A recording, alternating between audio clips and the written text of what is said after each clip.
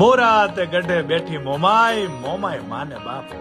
કહેવાય છે કે સૌરાષ્ટ્રમાં જાડેજાઓ રહેતા હતા, જેમને અંદરો અંદર મતભેદ થતા કેટલાક કુટુંબો કચ્છ તરફ ચાલી નીકળ્યા. રસ્તામાં વિશાળ રણ આવતા તેઓ તરસે ટળવળવા લાગ્યા અને કુળદેવીમાં મોમાઈને યાદ કરવા લાગ્યા. માડી 16 વર્ષની કન્યાનું સ્વરૂપ લઈ હાંડડી પર સવાર થઈને આવ્યા અને તેઓને મીઠું અમૃત જેવું પાણી પાયું. કહ્યું કે મારી સાંઢડીના પગલે પગલે ચાલ્યા આવજો.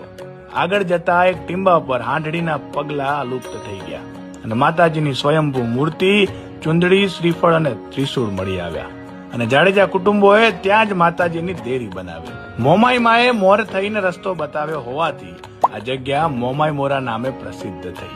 હાલ મોરાગઢ પણ કહેવાય છે. મોમાઈ મા પર રબારી, ભરવાડ, જાડેજા, કારડિયા, રજપૂત, વાઢેર, પટેલ તેમજ અન્ય સમાજો અનન્ય શ્રદ્ધા ધરાવે છે અને માતાજી ઘણાના કુળદેવી પણ છે.